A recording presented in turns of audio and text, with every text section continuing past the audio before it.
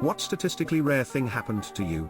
I've been hit by a semi-truck twice, and both times escaped with minor injuries. I can have silly bouts of catastrophic thinking. Sometimes, something small can grow legs and become a real worry for me. One day I am eating breakfast with a friend and I notice some tiny fizzy pimples on my tongue. It bugs me for hours. That week I then notice these wart-like things next to my penis and balls.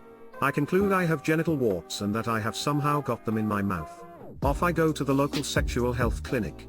The doctor confirms my symptoms aren't anything to worry about. My tonnage is just tiny mouth ulcers and the warts are just harmless skin tags. I tell the doctor I thought as much and I am just a worrier. He then asks if I check my balls regularly.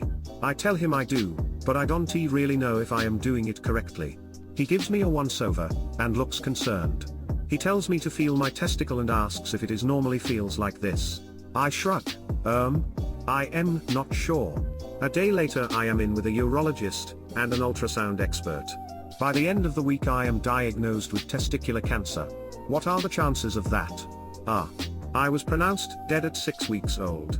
I found a dead body when I was 10. When I was a small child, there was a relatively large hurricane that knocked out the power to my neighborhood for a few days. Since we had no electricity, me and one of my friends became really bored and we had to find weird ways of entertaining ourselves.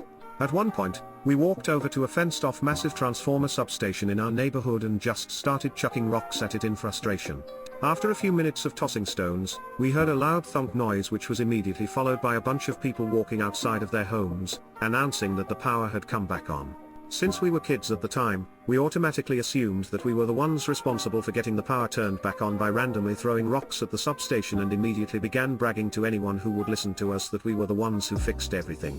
I was born 3 months early and weighed 1.8 pounds.